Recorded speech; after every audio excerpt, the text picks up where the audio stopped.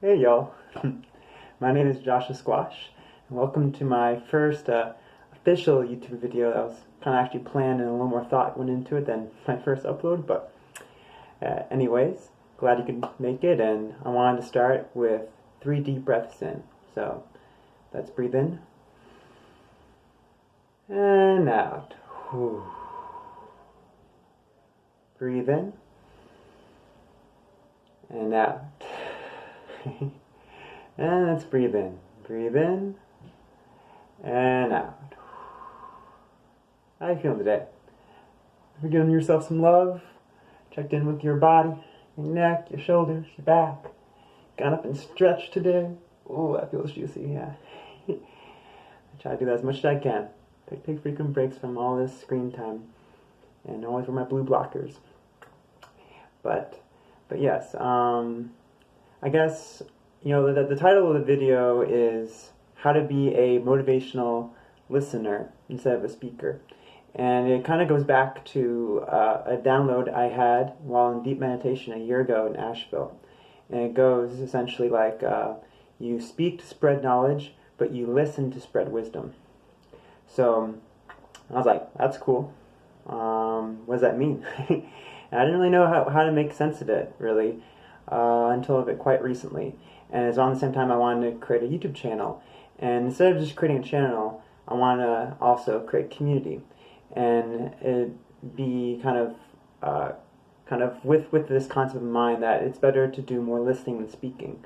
Which is kind of funny as a YouTube channel because I'm doing live speak right now, and that's what content creators do. So I think finding that balance and finding ways to connect with the community that we can grow together. And to that end, I guess my idea for this channel will be a mix of 3 kinds of videos. There will be these that are a little more planned, a little more forethought. There will be kind of the raw videos that I kind of ad hoc upload without really thinking much about, like I did with my first upload. And then there will be most importantly, there will be like response videos. And down in the description below, I'm going to post a link to a Google form, and I really encourage people who watch the video, resonate, and want to contribute to this community that we can build together to give it a lookaroo. And I want to hear your thoughts, your ideas, your dreams, your passions, what have you. I would love it all, and at some point compile some kind of response video. And so yeah, that's my thinking. And so yeah, in terms of the content I actually want to create on this channel, I want to focus on community building, wholesome, nourishing cooking, yeah, conscious expanding psychedelic experiences, and how to ground through nature, through mindfulness, through gardening, what have you. Just some of the tools, the experiences I've had like the privilege of experiencing and have found that help to ground me. Because again, I can speak a lot of my truths, but I don't feel that doing that is nearly as effective or appropriate as encouraging folks to engage in these soul-enriching activities themselves and come to their own truths on their own time in their own ways. So that's, again, kind of the key tenet of this channel.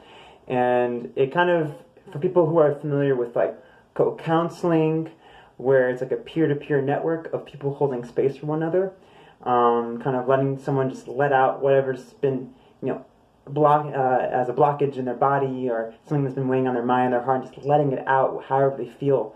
And you let that out and you hold space for it, and you encourage it, and then you flip-flop and do the same. Because I'm a big believer that we are all born into this world with the potential to unconditionally love everyone. And it's only through, trauma that we create these blockages, or these blockages that get created in us. And so the more we can hold space for people and let people let out that like gunk, all that shit in you, then all that's left is love. And that's ultimately how we're going to, keep turning the tide and change the world and save our species. So it's pretty lofty goals, but I'm confident in us. So I also made note of Deepak Chopra is an amazing, amazing spiritual teacher who is creating a platform called neveralone.love. Again, kind of a peer-to-peer network that helps people who maybe are going through some tough times hold space, and it's launching soon. And I'll link that below too. So the eventual goal of all this is I want to, I've had the privilege of being in really loving, supporting communities that have given me confidence to do this kind of stuff right now. But not everyone has that same access to loving community, or not yet at least. So that's why I think an online platform can be used really intentionally and with good purpose to create that space for people. But then ultimately that does mean the end goal is for people to find these communities in real life, in brick and mortar places, where again people support each other's growth. Maybe they grow food together. Maybe they politically engage together. They work together to make this world a better, more loving place. So, and I guess that kind of gets into my guiding motivation in life, and that's essentially like I want to find when I ever have any kind of interaction with someone, I'm always looking for their beauty. Like, what is beautiful about them? What do they want to express to the world? What it might be holding them back? Because I've been there. I'm still there. We all have blockages, trauma we're overcoming in the path to finding true self-expression and self-actualization. So that's my guiding principle. I want to love you so much that or hold space and give that, and that's the form of love I want to give, so that listen to you and listen to your dreams, your aspirations, and then believe in you and know that you can do it, and help you visualize that. So, and again, I think if everyone did this collectively, peer to peer, this world will change, and it is changing. So, and I guess, again, dovetailing off of that, is this concept of channelers. I'm a member of several what people might call New Age communities, which have their pros and cons that I've come to realize. But one amazing pro is that there are like this belief that there's like this, I guess, source energy that once we open ourselves to it, like wisdom and divinity just flows freely through us. And it's something that I truly hold that everyone has potential to do if they believe in themselves and know how to unlock that. So I think everyone can be a channeler in their own way, and again, come to these truths on their own time, in their own ways, and whatever that truth means to them. Because I can speak my truths all day, but for a lot of people, just go in one after the other, because you have to experience it to really have it, to internalize it. And everyone's truth is different for their own self. So I guess what we could do now is 2 quick exercises. First, sure. Go message someone you haven't messaged in a while, and give them love. Give them love however you ever think it's appropriate, however you think that they'll respond favorably to. Because again, love is an abstract concept that just means good vibes, supporting them and believing in them, or just checking in. Like, how's your day? Or I hope you're feeling okay. It can be as simple as that. So yeah, someone you haven't messaged in a while, just check in with them. So you can do that. And I guess the second exercise, while you do that, or if you don't want to do that, is I want you to imagine your favorite book. And think about, why is it your favorite? Because if you're like me, my favorite book is my favorite book because it excels at empowering me to kind of co-create the world that the author is building with you.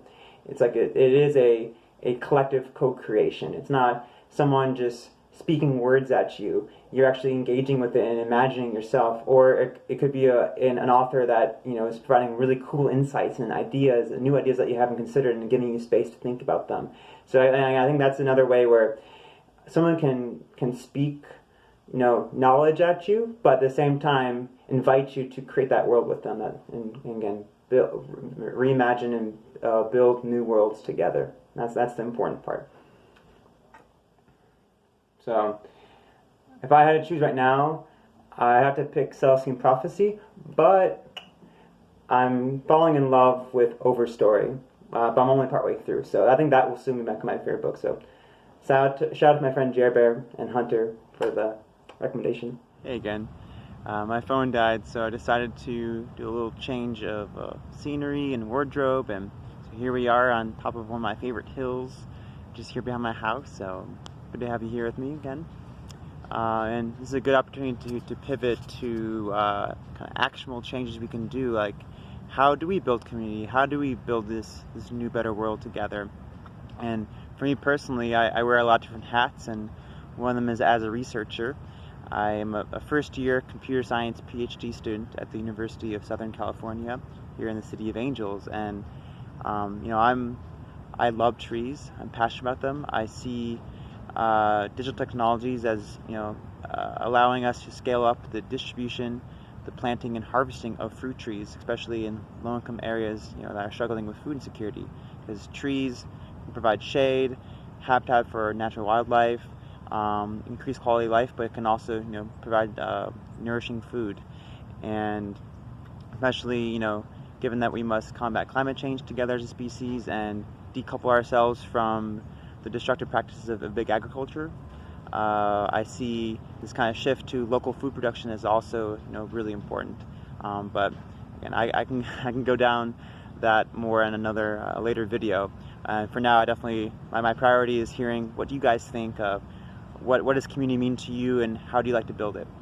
But one final point on this is I want to make that political action is necessary for this world building, and it ties into the notion of privilege, because I'm a cishet white male with a stable source of income, and so for me, I've been able to heal these relationships with my friends, my family, and most importantly myself. And now that I've done that, there are no external societal forces that try to keep me down. And so as such, if I can dream it, I can do it. There's nothing stopping me. But so for so many of my friends, it's not the case. And so that's why it's so important that we take the time to listen to them. Again, listen more than we speak. And when we take the time to listen to them, what they're saying is very clear. They want us to amplify their voices, their needs, and demand political change at all levels of governments, from local to state to federal. And we need to advocate for representatives that prioritize, care over cops, environment over corporate interests, etc. And again, this is a topic I would love to explore in another future video, and I will. So, but for the time being, I will put some resources down below. But anyways, thank you so much for all the love you've given me, and for holding space for me and watching this video. And I want to reiterate that I'm just one guy with some ideas I'm throwing out into the ether, and for us to build these communities, I need all the help that I can get, and we need to build it together. So again, if you resonated with anything I said and want to contribute, I would love your feedback, and again, hear your thoughts, your passions, your dreams. Just go to the Google form in the description. To quote Bernie Sanders, it's not me, it's us. So I love you guys. Hope you have an amazing day, and I'll catch you on the flip side. Mwah. Take care.